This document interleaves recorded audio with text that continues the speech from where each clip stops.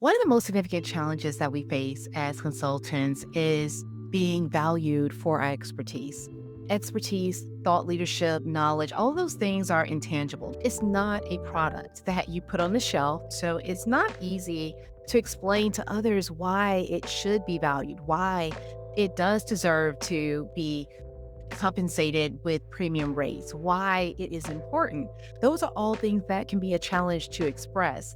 And when it is challenging, it leaves us in a situation where many times we become undervalued and it's not really the fault of our client. And a lot of times our clients are looking for ways to find help. They want to find something that they deem as being valuable and worthy of them making the investment. So it's not that they are working against us or not looking for the solution. However, how we show up and the things that we do also impact whether or not we are perceived that way.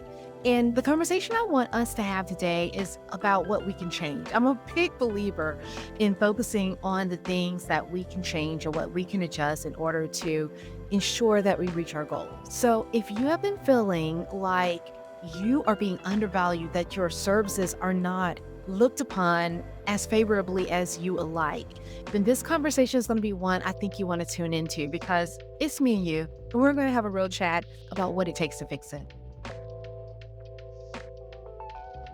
Now, many of us start out in consulting in a very similar way. We are looking for a business and we're trying to match our skill set to needs in the market and get our feet firmly planted so that we can grow.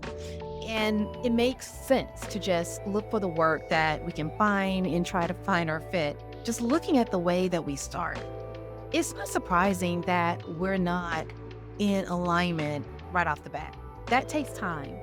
And when you are talking about being able to communicate value, finding alignment is a huge part of that.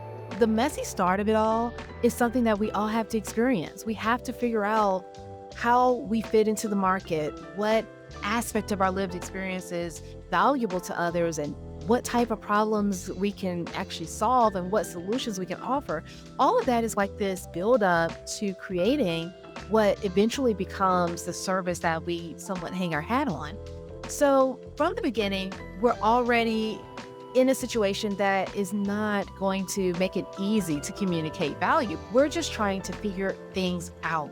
And in that messy startup process of figuring it out, you don't have to have all the answers. And you may not necessarily get paid top dollar because you're trying to get things off the ground.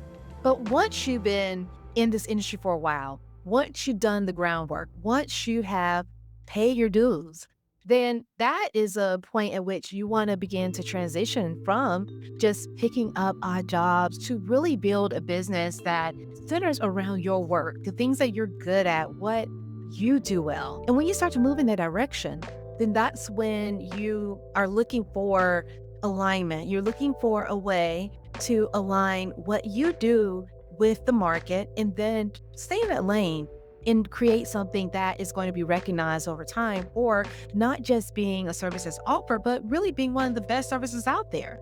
That's part of the process of just starting a business and growing.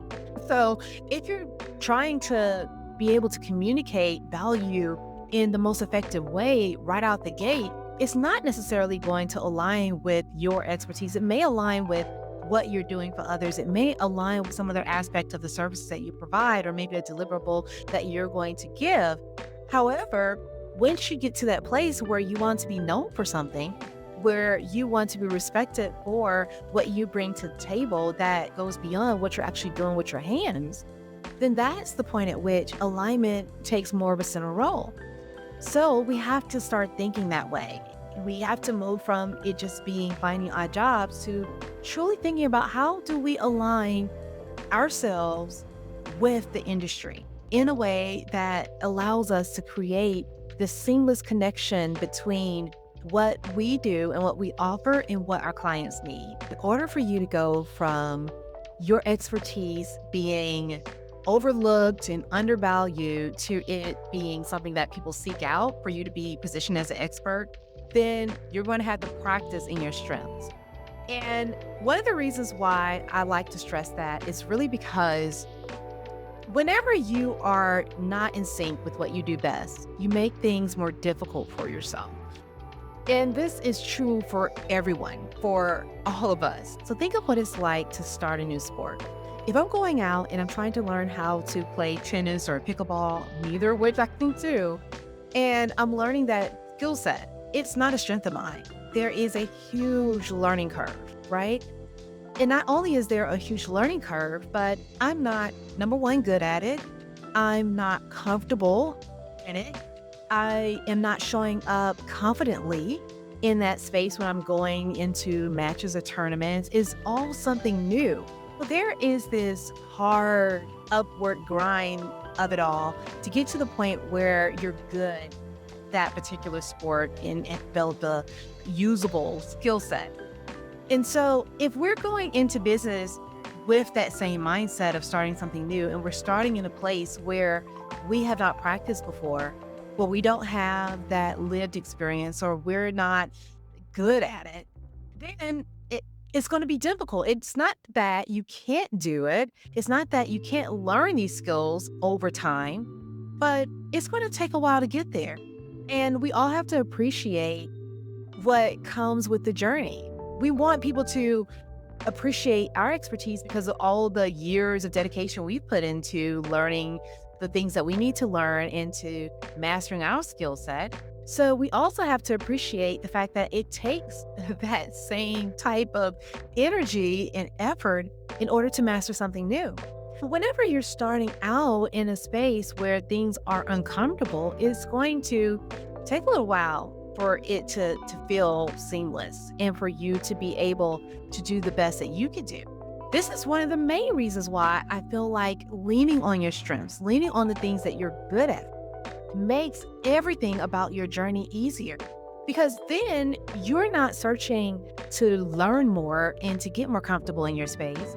What you're doing at that moment in time is then learning how to take what you're great at and just showing people how you practice. It becomes more of a focus on visibility and getting yourself out there and marketing and being seen more so than it is learning. We're going to always be continually learning in our practice because that's what a practice is. A practice is all about evolution. It's all about growth. It's all about advancement. But you don't want to start off from scratch every time. And if you are starting at that very beginning phase, it takes time to get to the point where you are going to practice at such a high level where you're going to feel confident enough to command the room, I would say. So know that utilizing your strengths is one of the easiest ways to fast track yourself to success, because what you're carrying with you is not just all of the knowledge and the skills and the experience you've had over the years, but you're also carrying with you the confidence that it took in order to master that. And the, I would say, relief and joy in knowing that very few can actually challenge you in that. So it's a way for you to not only show confidently, but also to stand out. Being in your strengths and creating a strength-centered service is a huge asset to you. Now, when you're operating and you're practicing in your strengths, the one thing that you're going to notice is that people are going to start gravitating to you because of that. So they're going to recognize that there are certain things that you do extremely well. I mean, you do these things better than most people. And because of that, you are going to experience people starting to pick your brain about certain topics, or maybe they're coming to you with certain projects, or you're being referred by others for specific issues or to provide a particular solution. And if you really pay attention, close attention to those trends and kind of those patterns, then what you'll begin to see is how others are viewing your strengths and how they view their problem and how it aligns with what you do best. This goes back to that whole element and concept of alignment. The alignment is not just you trying to find your fit in the market and allow your expertise to be the center of focus. Is also others matching what they need in terms of their problem and their concerns and their challenges to what you have to offer. So it's more of a two-way street. And when you are able to piece those two things together, that's your winning ticket. That's when you're realizing that what I do really, really well is something that other people need. And not only do they need it, but it's something that they value so much that they're telling others about it. It's something that they're willing to invest in. It's something that you can build your business around. But all of this requires us to pay close attention to the signals that we're getting, the various conversations that we're having around the work that we do, so that we can recognize that, yes, I can offer a lot. I can do a lot of different things, but I do have certain strengths that uniquely are true to me and are a result of everything that I have experienced and lived through that others recognize as being valuable. And there, my friend, is where we can begin to really lean in because now we're aligning what we do best with the market. And when we are beginning to align those two things, as long as it is something that brings you joy and makes you happy and fits into other elements of your satisfaction as not just a service provider and business owner, but as a person, then you are beginning to find your perfect fit. Because what's funny is that what other people value most is not necessarily the things that we would anticipate them valuing. We hang a lot on credentials or maybe our training or some other aspect of the knowledge that we've been able to accumulate. But others find our intangible skills potentially to be even more valuable than a lot of those harder skills in that textbook knowledge. Many times we are pairing together not just what we know, but what we know with the things that we are most gifted in, whether that's in speaking or communication or being able to analyze something more deeply and critique with emotional intelligence, or maybe you have more of a creative flair and you're able to take something that is more difficult and analytical and complex and turn it into something that others who are not part of that industry would appreciate. And therefore, you're helping a business communicate their message more effectively. There are the unique gifts that we have. And then there is the hard earned knowledge and expertise that we hold. And when those two things collide, that truly is something that is rather unique. That's the part that people see. They see the things that we don't often notice. It's another reason why we have to be very cognizant and mindful of just paying attention to the little things, paying attention to the interactions that we're having with our audience, paying attention to the interactions we're having with past clients, and understanding what they are finding to be the most valuable for themselves. Because it's not about what we see as being valuable, but they actually perceive as valuable. But we have to step out of our minds and into their lens so we can see from their perspective. And the more we can do that, the more that we open ourselves up to exploring that side of the equation, the business journey, the more that we are going to grow as a business and as a consultant over time, because we're going to better understand our audience. We're going to have a better understanding of our clients' needs. And all of those things help to improve marketing. It helps to improve sales. It helps to definitely improve your positioning in the market. All of these things come together because now you are more mindful of the alignment between what you offer and what people actually desire and need. So this is one key element of being able to get over that hump where you feel undervalued or underappreciated, and then moving to a position where you are being seen as the go-to expert and valued for your authority. And I think the last piece of this puzzle is being able to lean into the findings. Once you better understand your audience, once you have acknowledged your strengths and you're centered your services around the things that you do best, then it's time to lean into that. That's where you begin to specialize more deeply into a particular area of practice. And that specialization is not the same, I see it at least not being the same as niching down. Typically, when we're choosing a niche, that's a way for us to stand out in the marketplace, to pick a particular audience that we're going to serve so that we are speaking more directly to their needs and their concerns, and it helps us to get our business off the ground. But what I'm talking about here is about leaning into the things that you do best and the recognition that you've had of how that aligns with the market, and then choosing that this is what I will center my business around and specialize in. And the thing about specialization is that it helps you to elevate your practice. Think about a generalist in medicine. So, this is a family practice physician. This may be, if you're in a hospital, what we consider a hospitalist. This is somebody who is generally looking at everything that is happening in your body, and they're identifying problems that may exist or making sure that you're healthy and strong. They are looking at the whole person, but they are also not well versed in the specifics in terms of a particular disease state.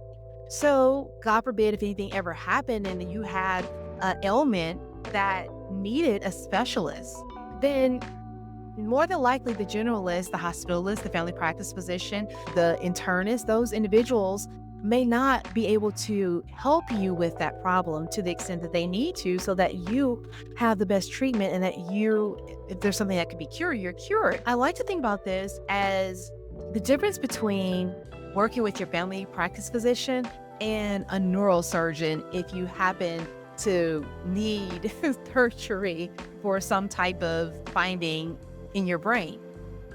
You're not going to trust that with someone who just generally knows medicine. You're going to lean on the specialist, the person who has trained themselves to be able to answer those difficult questions around just one particular organ. And it doesn't make the specialist better than the generalist, but what you're valuing is the fact that they have intricate knowledge of the brain. And that knowledge translates into them being able to do more complicated procedures and handle more complicated cases that the generalist cannot. And because of that, that value actually translates into them being compensated at higher pay rate. So they're going to make more money simply because they have specialized in this area. It's not just choosing to do one particular thing, is truly mastering your craft in that area. And this aspect of specialization is what helps to create the expert positioning and authority that we need as consultants.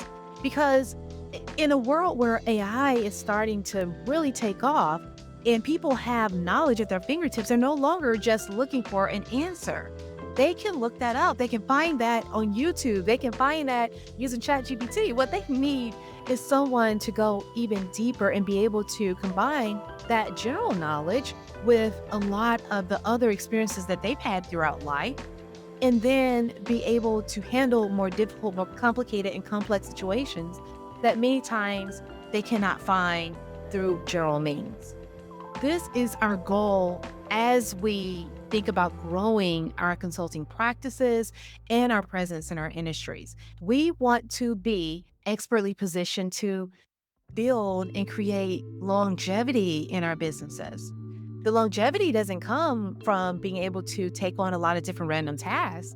The longevity comes from being an authority in a particular space. And when you are able to do that, then you almost write your own ticket. Because not only does it take the knowledge and expertise to get to that point, it takes the time, the dedication, the energy, and the skill set to also get there. And most people are unwilling to do that. And that's the piece that helps you move from being someone that is chasing down clients and trying to find random work to the person that clients seek out. So I want to round out our conversation with helping you identify whether or not right now you are practicing in your strengths, because this is something that's good to know. Because if you're not, you want to make sure that you're making that shift and adjustment. And if you are, you want to embrace that and figure out how to go further. So there are 3 questions that I want you to think about. And I wrote them down here so I can just read them out to you and we can talk about what each of these are going to show you. The first is, I want you to determine whether or not you feel energized when you're doing your work. A part of being energized when you are working with clients and you're serving others is that often that energy that you feel is typically because it is something that you enjoy doing, one, yes, but then also because you're not doing something that is completely draining you each time that you are carrying out the task. And if it's draining you, it's either one, not in alignment with who you are and the things that you enjoy and what you want to create, or it's something that is very difficult for you to execute. And therefore, it more than likely does not center around your strengths.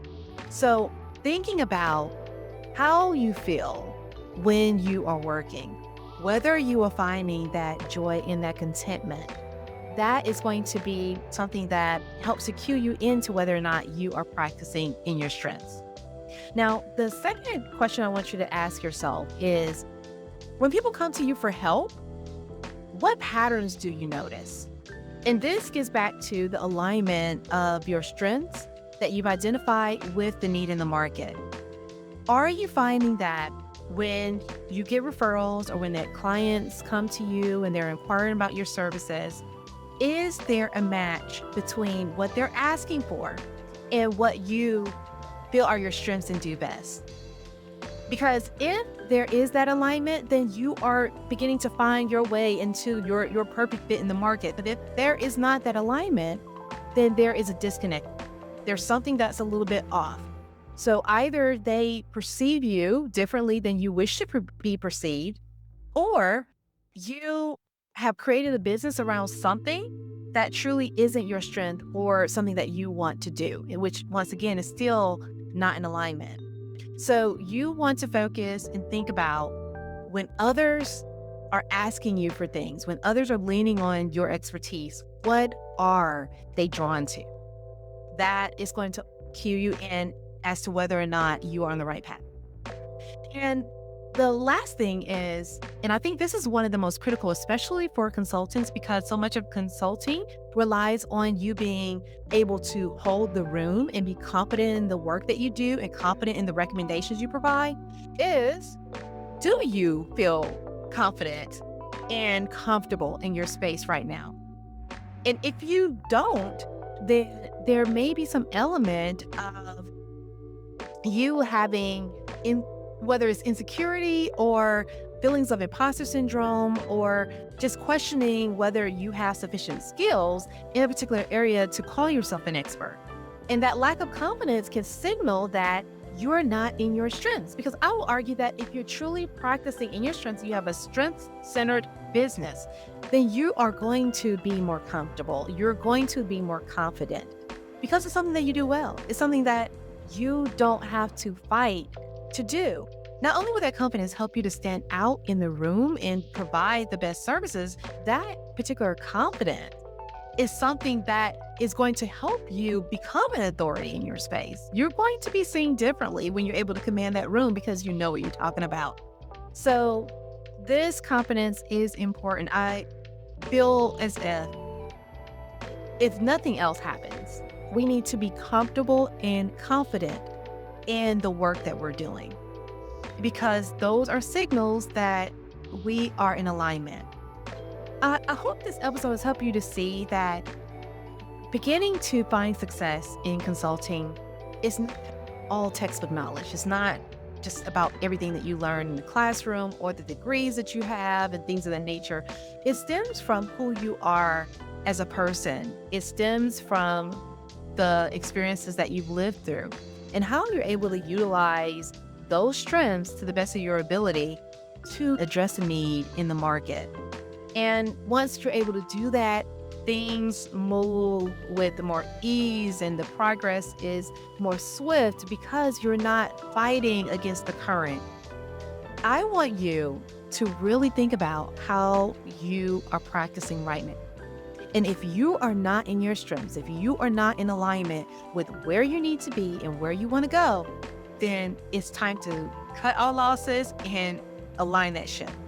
Because the quicker you can make that adjustment to center your work around what you do best, to find those who need your strengths, and then to lean fully into that, the faster you're going to find success in your business in the end, and the longer you're going to be able to sustain.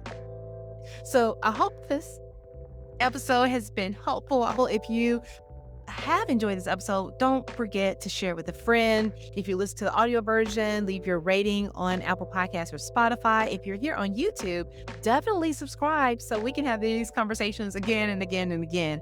But I do want you to know that you are great at what you do. And what you do is more than just the hands-on work. It truly is how you think, how you look at problems, how you address issues that are most challenging for people. So lean into that.